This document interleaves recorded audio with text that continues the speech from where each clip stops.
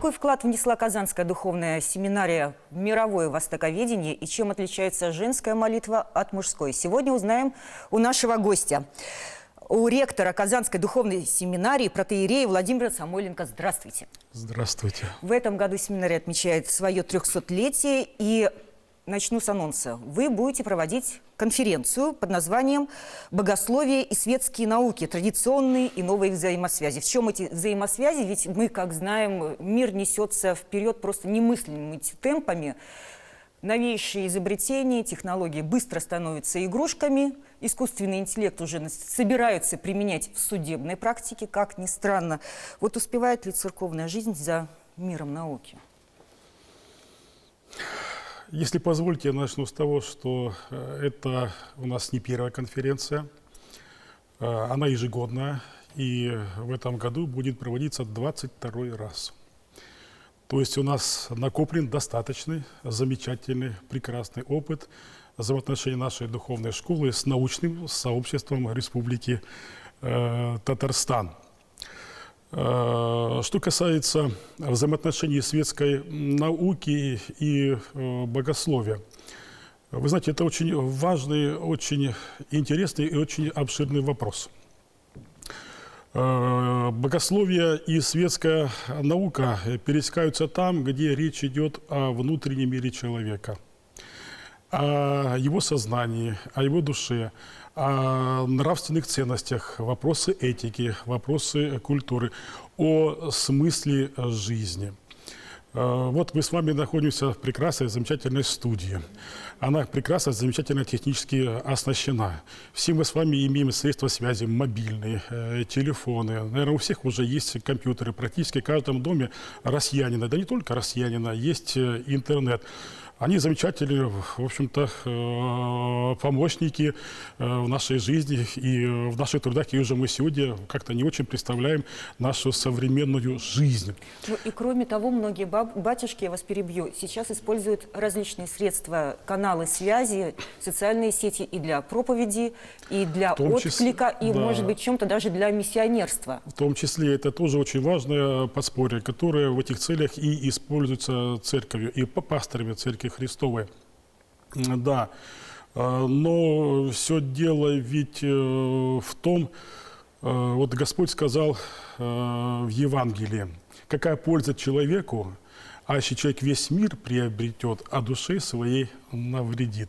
И вот человек очень часто гонится за благами цивилизации, а при этом забывает о своей бессмертной душе. Поэтому глобальные, фундаментальные вопросы все-таки лежат в области смысла человеческого бытия. Для чего человек пришел в этот мир? Для чего он живет на земле? Для чего он трудится? Мы же не временщики, в конце концов. Жизнь имеет альфа и омега, начало и конец. Вот об этом мы должны с вами задуматься. И вот здесь точки соприкосновения богословия и светской науки. Ну, вы знаете, я бы дальше пошел. Вот успевает ли церковь, вы спросили, да, за вот прогрессом человеческим. Вы знаете, зачем-то церковь должна успевать, что-то она даже опережает, а вот зачем-то она абсолютно не должна стремиться. Ведь не всяческий прогресс человеческий приносит пользу человеку, его бессмертной души. Вот там мир изменился, вот. А вот насколько он изменился? Мы не знаем, какими были люди тогда, правда? Каким он стал? Может ли гнаться церковь за этим миром? Ведь мы сегодня можем сказать, как и древние говорили, мир лежит возле. Сколько неправды, сколько злости, сколько ненависти. То есть мир абсолютно далек от совершенства и от идеала. А церковь чему призвана? Церковь призвана, чтобы одухотворять жизнь рода человеческого, преображать его, приводить его к Богу и напоминать человеку об этом. Да, чтобы человек увлекся, да, благами цивилизации и забыл о своей бессмертной душе. Все приобрел, по слову Священного Писания, о душе своей навредил. повредил, то есть душу свою погубил. Вот это смысл. Поэтому здесь все должно быть гармонично, все должно быть разумно в жизни человека. Мы должны брать на вооружение то, что полезно для человека, то, что приносит пользу. В этом смысле, да, церковь не отстает. Церковь, ну, вы только что об этом сказали, церковь этими благами цивилизации и достижениями науки пользуется, но она это делает во благо, во имя спасения человека. Отец Владимир, на сайте Казанской митрополии есть раздел, который вот меня вызывает такой вот интерес всегда. Нравится он мне «Вопросы», «Духовенство» называется. Это когда любой человек на сайте может задать свой вопрос. Например, можно ли в пост смеяться? Как на удаленке совмещать трудоголизм и лень? В общем, вопросы такие обыденные, очень какие-то простые. Вам задавали ли лично ваши прихожане какой-нибудь такой вопрос, на который вы не смогли ответить? Вы знаете, интересный вопрос. Скажу откровенно, да, были такие вопросы, на которые сразу и не найдешь ответ. Можем мы озвучить? Вот, но я как поступал в таких ситуациях, вот, ну как, в принципе, и мудрые люди советуют поступать. Если ты сразу не можешь найти достойный ответ, то честно скажи об этом своему собеседнику.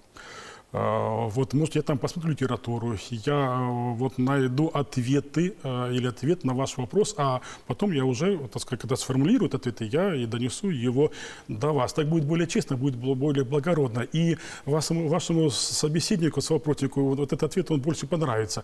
Ну, а когда священник начнет лукавить и выкручиваться, да, это же сразу будет видно, вот, и эффект будет отрицательный, не положительный. Поэтому в такой ситуации, я думаю, что поступить вот надо вот таким образом.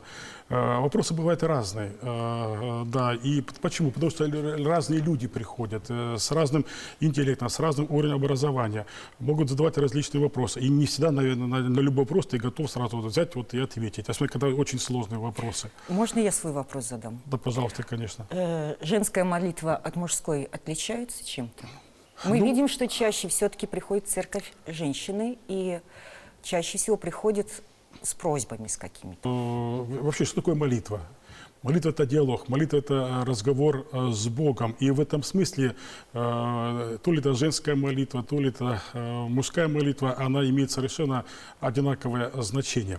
Вот каждый, идущий в храм или дома молится, или готовящийся к молитве, он должен настроиться на молитву, он должен настроиться на этот диалог. Он должен понимать, что во время молитвы нужно уйти от всего земного, чтобы никакое земное мышление не отвлекало человека, не мешало ему молиться, не мешало ему изливать Богу свою душу, свое сердце. Но, наверное, все-таки женская молитва, она чем-то будет отличаться от молитвы мужской. Почему? Потому что женское сердце, оно более эмоциональное, оно более чувствительное и более жертвенное. И вот эта эмоциональность, эта жертвенность, она, конечно, будет выражаться в молитве, которая будет изливаться из ее сердца, из ее души, и будет обращена к Богу. Я даже, вы знаете, я бы сказал тут следующее. Вот есть молитва матери. И мы иногда говорим, многое может молитва матери. Да. А у старца архимандрита Иоанна Крестьянкина есть такие слова. Он говорил, молитва матери о своих детях – это защита для них на всю их жизнь. А иногда, если, наверное, вы слышали, говорят, что молитва матери может с дна моря достать. Почему? Ну, вот, потому что это самая большая любовь, да, которая потому может что трудно быть представить матерь без жертвенности. Мать проводит бессонные ночи над колыбелью своего возлюбленного чада, ребеночка. Она свою жизнь за него готова отдать. Вот представляете, сколько она вкладывает любви в свою молитву о своем чаде. Если вдруг чадо болеет, или что-то в жизни происходит скорбное, да, или радостные моменты, когда мать обращается вот к Богу, Престой Богородице, к святым о благополучии своего чада. Хотя и отцовская молитва очень многое значит, но, наверное, все-таки я бы, наверное, материнскую молитву в данном случае поставила бы на первое место. Отец Владимир, вот Казанская семинария родилась как славяно-латинская школа и начинала, по некоторым данным, которые, по крайней мере, я вот видела, с 50 учеников. Затем в ее программу включили математику, физику. Количество учеников резко увеличилось, по-моему, там через несколько лет до 300. Сейчас какое соотношение вот светских, богословских наук и какие предметы у вас преподают? Чтобы иметь представление, чему же учат в духовной семинарии. Ну, это не секрет. Ну, примерно такое соотношение 70 на 30%. 70% это в основном богословские предметы, а 30% это светские предметы. Физика, математика, астрономия? Нет, физики, математики, астрономии у нас нет, но у нас есть другие светские предметы, допустим, педагогика, основы психологии, русский язык, культура речи, история нашего Отечества, иностранные языки, да, вот есть БЖД, безопасность жизнедеятельности даже, да, ну, есть физкультура. Слава Богу, что в нашей духовной школе есть замечательный, прекрасный спортивный зал, который был построен благодаря президенту нашей республики Рустаму Нургалевичу Минниханову, который неоднократно посещал нашу духовную школу. И вот этот прекрасный спортивный зал был построен по его инициативе, ну и благодаря его помощи. Поэтому наши студенты занимаются физической культурой в этом спортивном зале: волейбол, баскетбол, теннис. Иногда мы проводим какие-то спортивные соревнования по этим видам спорта. Вот. Поэтому примерно вот так. А кто студенты ваши? Кто к вам поступает? Возраст, образование, молодые ли это люди? Ну, вы знаете, у нас различный возраст наших студентов. Все зависит от того, кто на каком отделении учится. У нас же есть бакалавриат, магистратура, регенское отделение заочного образования и отделение дополнительного образования. Вот, поэтому разное социальное положение, и вот есть те люди, которые раньше трудились на светской работе, даже иногда те люди, которые работали в МВД, это и бывшие, хотя бывших их не бывает, это воины запаса. Очень много священников из военных, да, это на самом деле так. Да, что нас весьма радует. Ну, как известно, военные всегда ближе к Богу, потому что все-таки воинская служба, ратный долг, он подразумевает жертвенность, и даже отдать свою жизнь за други свои, за отечество свое. И поэтому в силу этого, наверное, все-таки воинам ближе к Богу да, предстоит. Вот.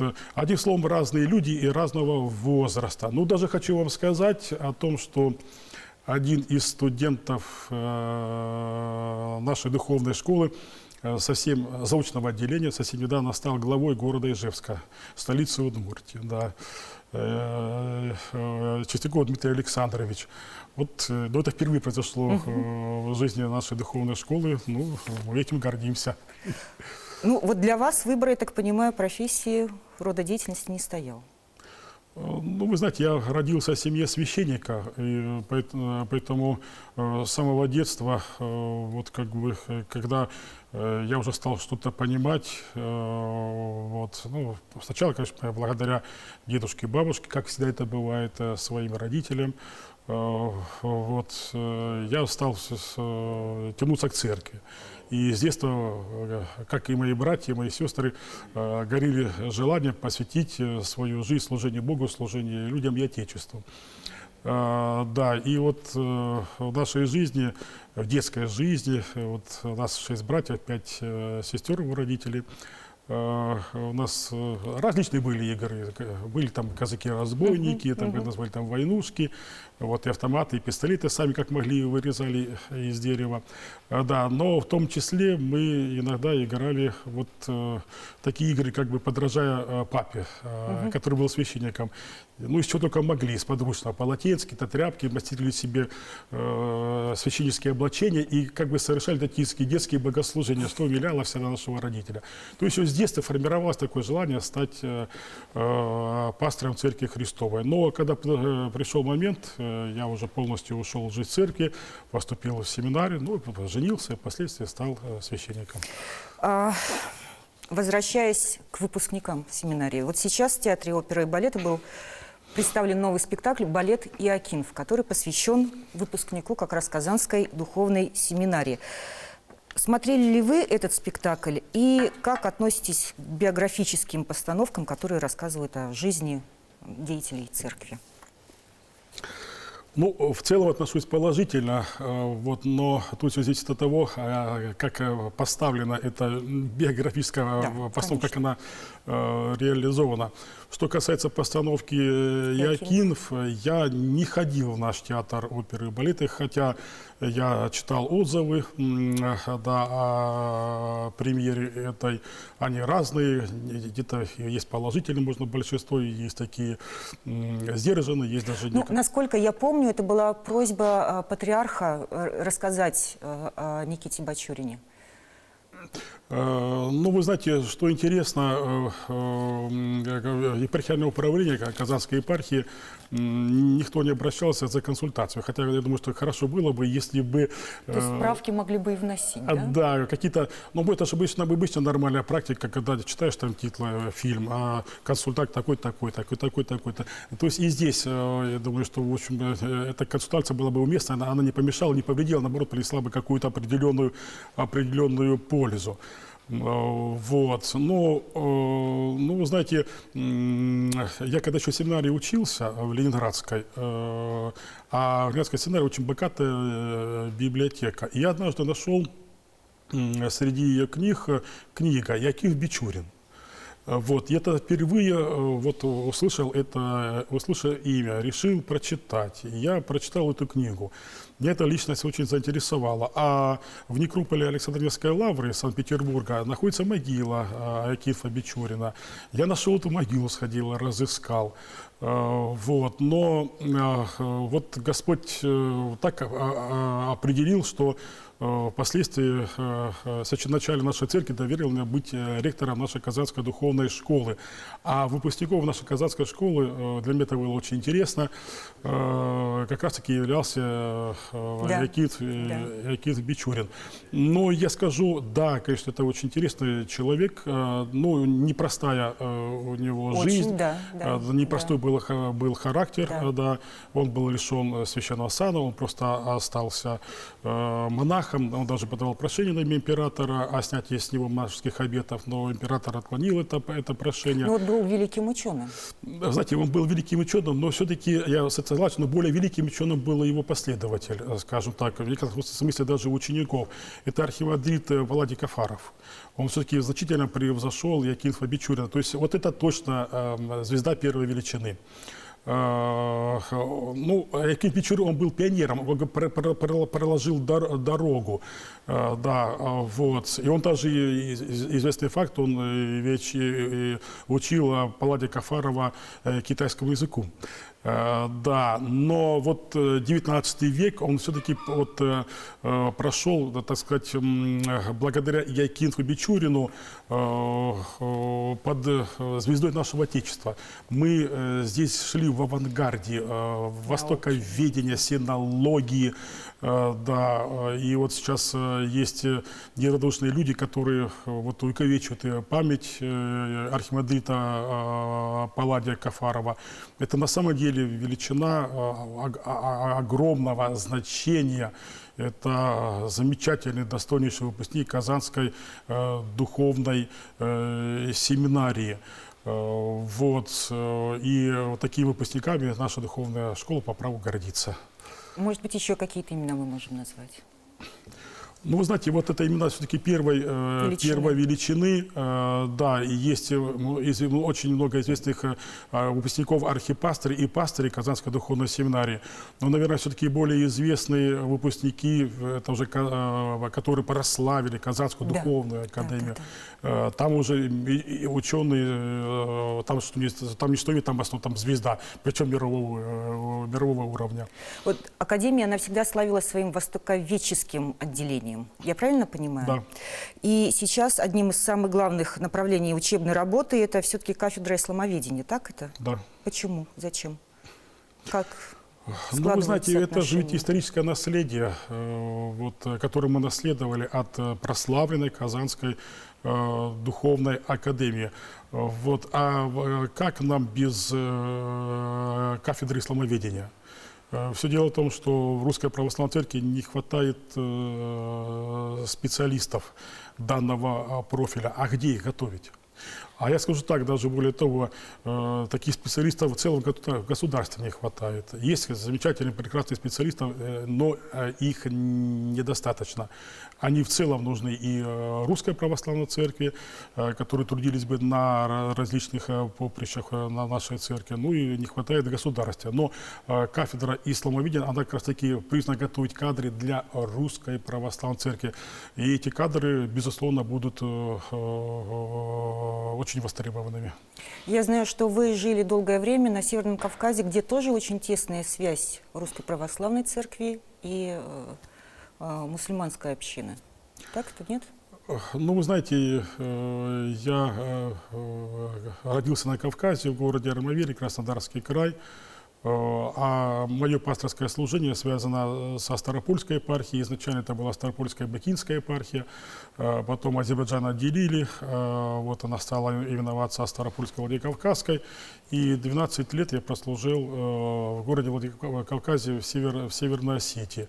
Но Северная Осетия – это уникальная республика, там большинство населения осетин исповедуют православие. По разным подсчетам от 7 до 9% исповедуют ислам. Но она находится в окружении исламского мира, исламских республик.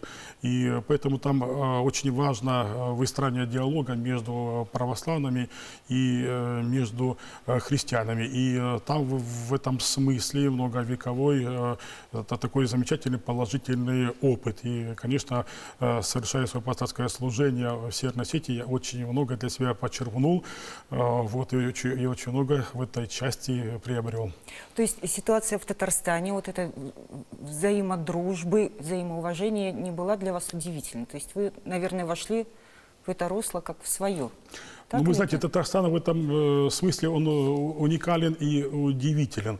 Все-таки, наверное, вот такой опыт, который есть в Татарстане, наверное, больше нигде его нету. И вот этот опыт, мы об этом часто говорим, полезно распространять и на все регионы нашего великого российского отечества. Почему здесь такой опыт? Потому что, ну, мы все хорошо знаем, есть примерно 50 на 50. 50% населения исповедует ислам, а 50% исповедует православие. Если я говорил о Осетии, там другое соотношение в пользу православных. Но там и также традиционно мир, и согласие, и дружба, и взаимопонимание. Вот. Но а здесь все-таки и мусульмане с православной, и наоборот православные с мусульмане больше все-таки общаются. Даже более того, здесь очень много смешанных браков. Но это не вызывает какого-то отторжения у православных к мусульманам, а у мусульман по отношению к православным. Да, вот поэтому в этом смысле здесь очень удивительный опыт. И мы здесь живем в мире, любви, в союзе, вот таком крепком, братском взаимопонимании. Это очень важно для нас. Это главный, наверное, фундамент нашей жизни, который мы все вместе укрепляем. Потому что мы часто можем говорить о различных достижениях нашей республики, но я думаю, что это самое главное достижение и самая главная ценность, которой мы должны дорожить. Потому что без этого достижения, без этой ценности невозможно говорить в целом о развитии нашего великого российского государства, ну и в частности о развитии нашей республики. Если не будет мира, если не будет согласия, ну как ты будешь трудиться ради Татарстана, ради его процветания, ради нашего народа, ради великой России? Поэтому мир и согласие, взаимопонимание между народами и между представителями различных мировых религий – это для нас базовые ценности. Отец Владимир, у нас буквально 2 минуты до окончания эфира. Еще раз подчеркну, что вы входите в Общественную палату, в комиссию по гармонизации межэтнических и межконфессиональных отношений. И сегодняшняя ситуация мировая, да, показывает, насколько очень хрупкие эти отношения, насколько быстро человек переходит грань к ненависти, к потере, наверное, человеческих качеств. И я так понимаю, что эта работа, она никак не может быть остановлена и должна действительно переноситься на все слои общества. То, что вы делаете и в Общественной палате, и то, что вы говорите об опыте Татарстана. Вот в чем заключается вот эта вот точка, которая может, вот это зерно, которое в сердце любого человека, православного, христианина, мусульманина, в чем вот она какое зерно, в чем оно заключается? Может быть, в одной фразе? Вы знаете, вот если мы говорим о несовершенстве окружающего нас мира, то мы подразумеваем отсутствие любви. Была бы любовь, вот, и не было бы этого несовершенства. Очень часто мы видим, что утрачивается любовь. Ну, я как пастырь, как человек верующий, говорю, ну, к Богу в первую очередь, любовь к ближним своим, любовь к своему Отечеству, любовь к своему народу. Вот, когда нет этой базовой главной ценности в нашей жизни, то тогда и нету совершенства нашей земной жизни. А Бог, как известно, любовь. И Бог заповедовал нам любить друг друга. А это главная заповедь божественная. Мы нарушаем эту главную божественную заповедь, заповедь о любви к Богу и к друг другу. А когда мы нарушаем эту заповедь, ну тогда о какой гармонии можно говорить в нашей жизни? Отец Владимир, мы вынуждены выйти из эфира. У нас был сегодня отец Владимир Самойленко, ректор Казанской духовной семинарии. Спасибо. Спасибо большое.